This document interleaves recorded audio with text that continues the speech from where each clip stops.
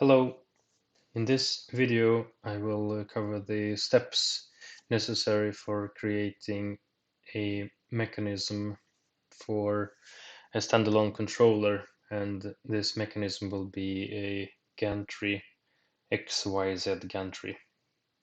So on the screen right now we can see a small, a bunch of primitives that is supposed to look like a Gantry.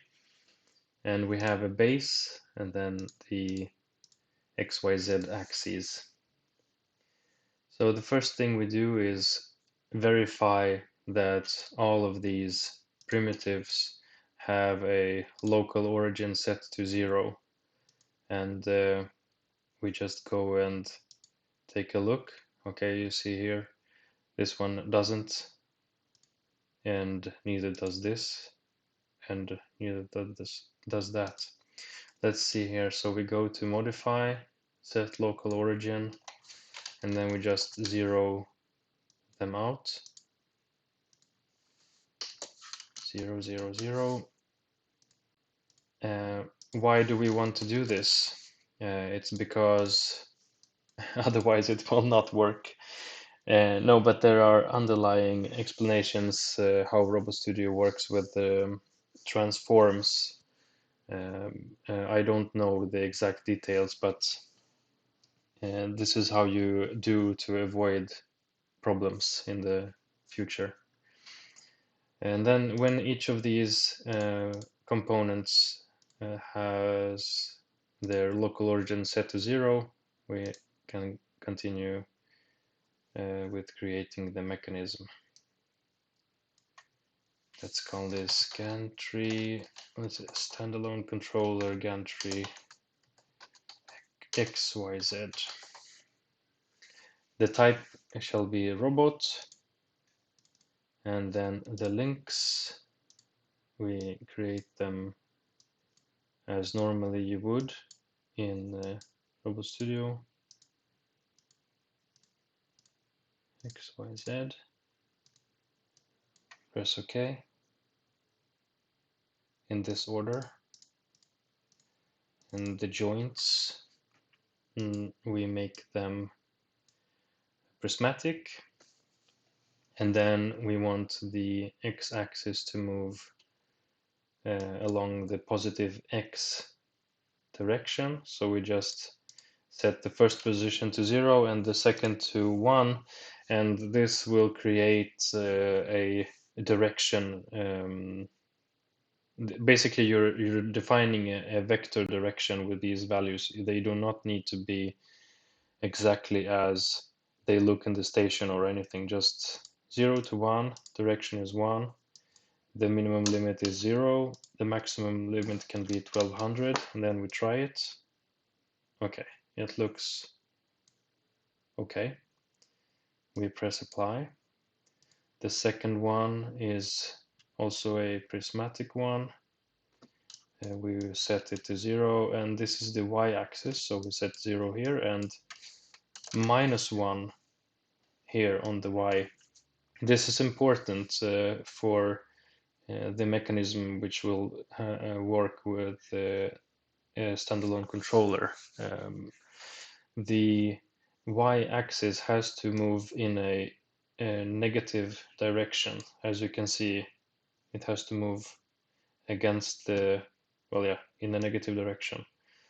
And the limit can be, let's say, 1100, something like that.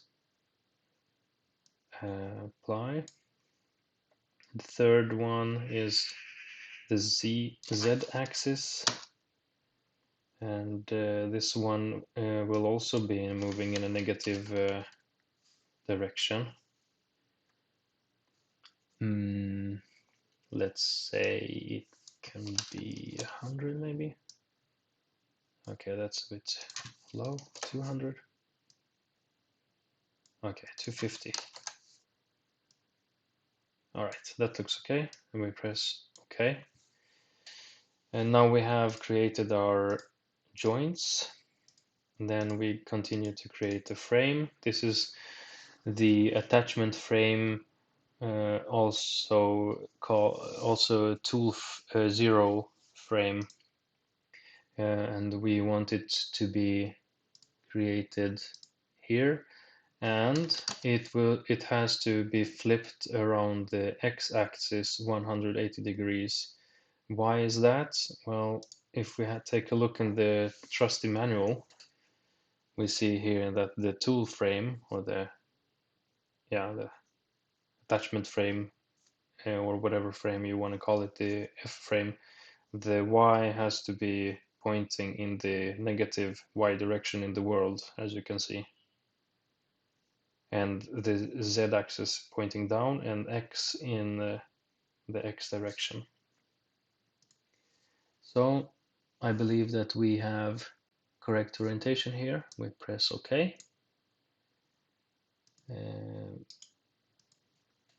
Don't have to name it with a 1. And the calibration frame is next. And this calibration frame, we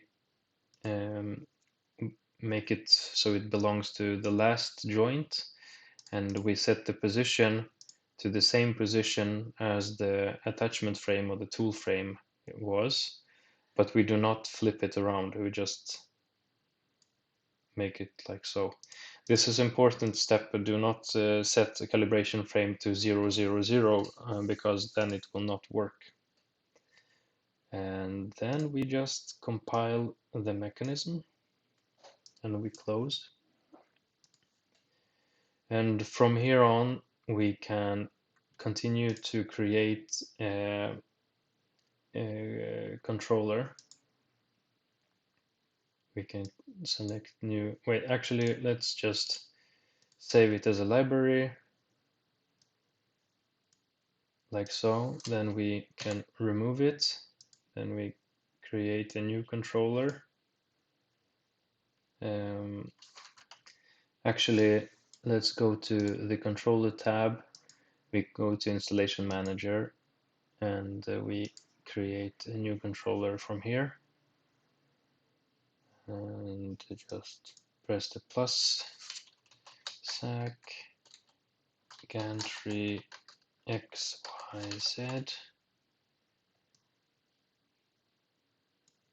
and new controller. We add robotware, this version or whatever version you need.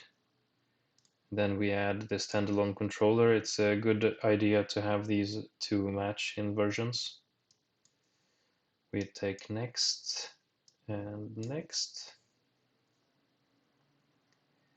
And no system options needs to be changed. We uncheck the robot here because we won't have a ABB robot. We can check drive system, whichever you need. I just check this one. I am pretty sure that it will work with any of the drive systems. And then we can minimize those. We don't need ARC, not that, not that. And here we come to the standalone controller settings, and we select the gantry area XYZ.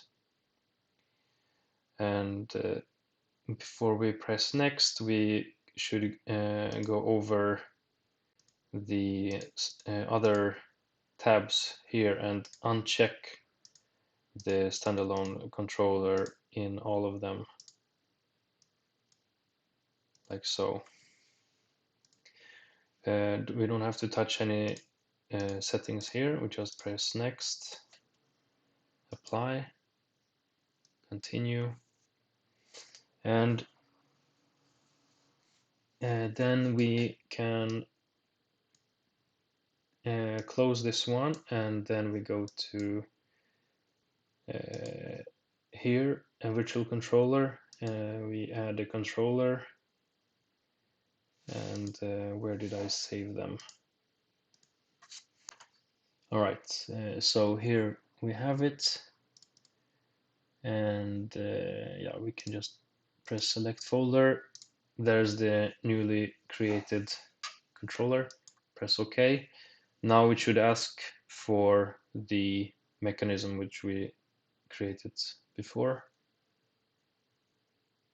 as soon as as soon as it as soon as it starts.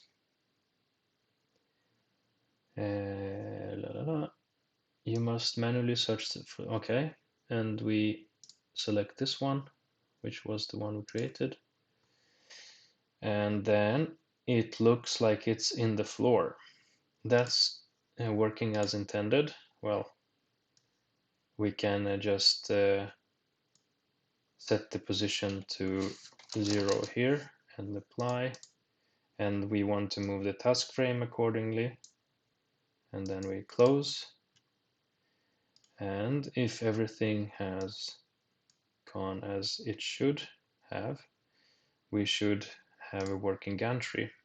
So the way you look at the gantry so that it corresponds to the joystick values in the flex panel, which I will show you in a bit, is that you have to look at the front of the robot, not in the rear like so.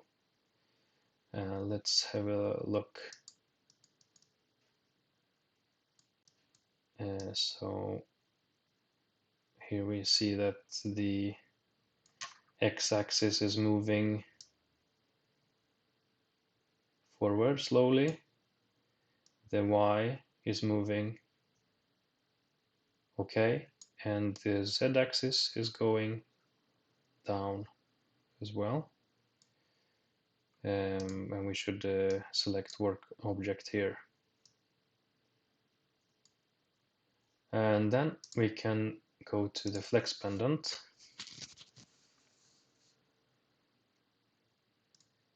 and go to jogging, enable manual mode,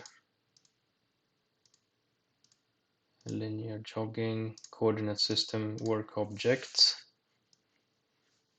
And as you can see, we have values here which correspond the values there.